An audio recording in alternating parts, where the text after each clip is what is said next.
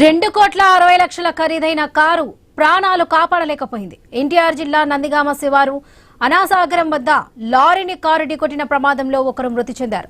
మరో ఇద్దరికి గాయాలయ్యాయి. రన్నింగ్ లో ఉండగా లారీ టైర్ పేలింది.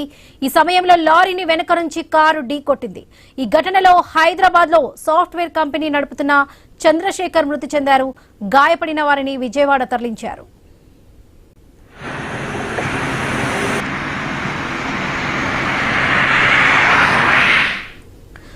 $2,60,00,000 ఖరీదైన కారు ప్రాణాలను కాపాడలేకపోయింది. ఎన్టీఆర్ జిల్లా నందిగామ శివారు అనాసాగరం వద్ద లారీని కారు ఢీకొట్టిన ప్రమాదంలో ఒకరు మృతి చెందారు. మరో ఇద్దరికి గాయాలయ్యాయి. రన్నింగ్ లో ఉండగా లారీ టైర్ పేలింది. ఈ సమయంలో లారీని వెనక నుంచి కారు ఢీకొట్టింది. ఈ ఘటనలో హైదరాబాద్ లో సాఫ్ట్వేర్ కంపెనీ నడుపుతున్న చంద్రశేఖర్ మృతి చెందారు. గాయపడిన వారిని విజయవాడ తరలించారు.